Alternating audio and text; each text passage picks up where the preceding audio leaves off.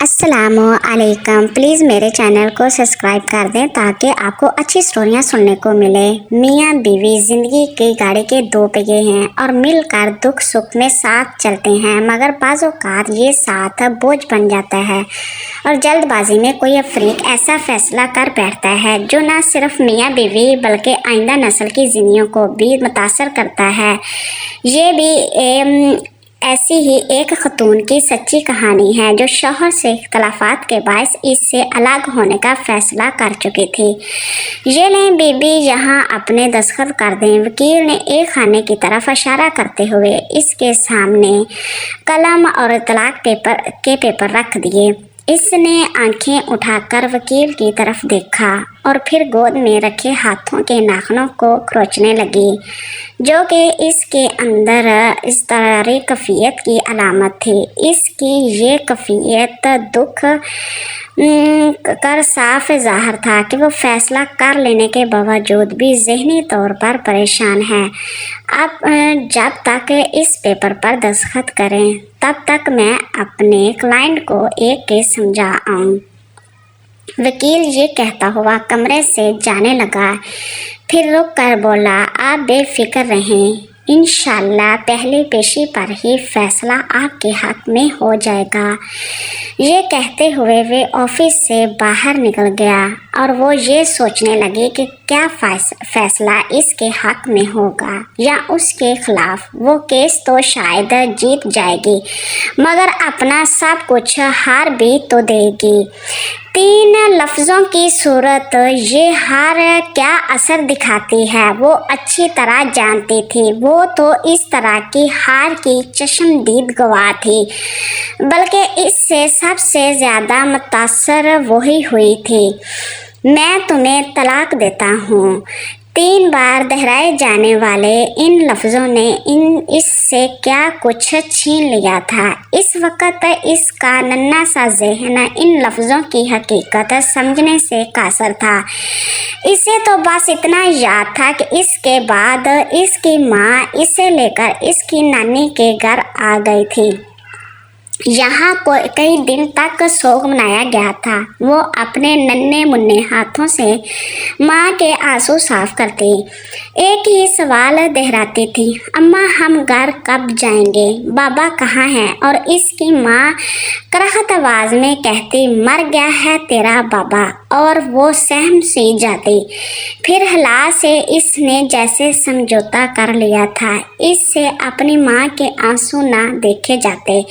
اس کے ننھے ذہن نے ایک ہی فیصلہ کیا کہ اس کے بابا ظالم ہیں، اس کی ماں انہی کی وجہ سے رو رہی ہے۔ اس باپ سے نفرت ہو گئی۔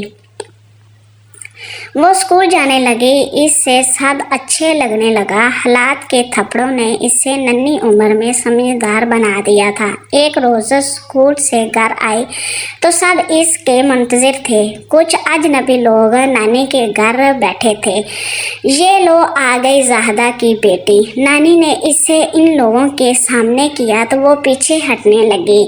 سلام کرو بیٹی، نانی نے حکم دیا، اور جواب میں اس نے اپنے ننھے منھے ہاتھ ان لوگوں کے سامنے کر دیے۔ ان لوگوں نے اس کے سر پر ہاتھ پھیرا اور کچھ روپے اس کی ہتھیلی پر رکھ دیے۔ جاؤ کھیلو، شاباش، نانی کی یہ کہتے ہی وہ ماں کی طرف بھاگی۔ اس رات اس کی ماں نے جب اس کو اپنے سامنے لٹایا تو ماں کے کپڑوں سے اٹھنے والی پرفیوم کی خوشبو اسے چبھنے لگی۔ ماں نے اسے کہا، ہیرا آپ کو پتہ ہے نا کہ ہم آپ کے بابا کے ہاں نہیں رہ سکتے۔ اس گھر میں ایک اور عورت آ گئی ہے اور وہ بس ماں کو دیکھے گی۔ ماں پھر کہنے لگی، بیٹا آپ نے اب یہاں نانو کے ساتھ رہنا ہے کیونکہ آپ کی ماں یہاں بھی نہیں رہ سکتی۔ اور وہ بس یہ سوچ رہی تھی کہ اس کی ماں یہاں اپنی ماں کے ساتھ کیوں نہیں رہ سکتی۔ اس کے باپ کے گھر آنے والی دوسری عورت کون ہے؟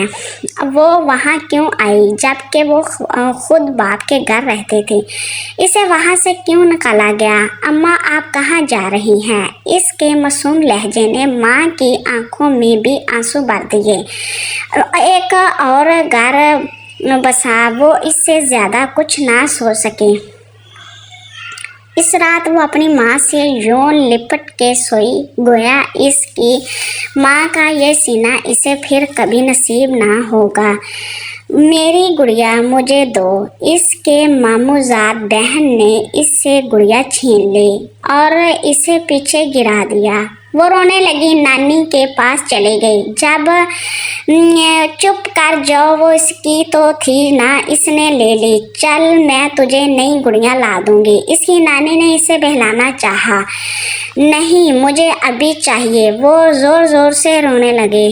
चुप कर, नहीं चाहिए तो जा अपने बाप से कह ला दे तुझे नई गुड़िया, अभी चाहिए। चल हट। नानी ने इसे धक्के देते हुए उठ गई और वो रोती सिसकती सब के नज़रों से उजल हो गई। एक कोने में खिड़ी कितनी देर रोती रही। फिर ना तो इसने गुड़िया मांगी ना जिद की। किसी ने दिया तो खा लिया, पहनाया तो पहन लिया। इसने माँ बाप दोनों से मिलना छोड़ दिया। दिन महीने और महीने साल बनते गए और फिर वो नानी के घर को भी छोड़ आई। कितना दुख था इसके अंदर, कितना चाहा था इसने कि बाप का शफकत बड़ा हाथ इसके सर पर होता। वो इसकी शादा सीने से लगकर अपना सारा दुख भूल जाती। कितनी ज़रूरत थी इसको माँ की दवाओं की। इसके कंधे पर सर रखे इससे दूर होने पर वो फूट कर रोना चाहती थी मगर ना रो सकी। बिल्कुल पहाड़ चेहरा लिए वो एक और दहलीज पर आ रुकी। इस वक्त जब इसकी ज़िंदगी में भी ऐसा ही मोड़ आ पहुंचा था कि अपनी ज़िंदगी का साथी ही सबसे बड़ा मुखालफ नज़र आ रहा था। माजी के तमाम वक़ात इसकी नज़रों के सामने की तरह चल रहे थे। इस वक्त वकील के दफ्तर में वो एक बेजान जिस्म की मांद कुर्सी पर बैठे थे। आंसू तो उतरे से इसकी आंखों से रवां थे। चारों हरफ पर मुश्तमिल लफ्ज़ तलाक बिलाशुबा एक जायज़ अमर है मगर अल्लाह के नज़दीक एक नापसंदा फिल है। ये एक लफ्ज़ नहीं बल्कि वो सज़ा है जो न सिर्फ दो लोगों को एक दूसरे से अलग करती है बल्कि इस आग में इन दो लोगों से मुंसलिक की दूसरे अफराद भी जलकर राख हो जाते हैं। वो इस आग में जल चुकी थी।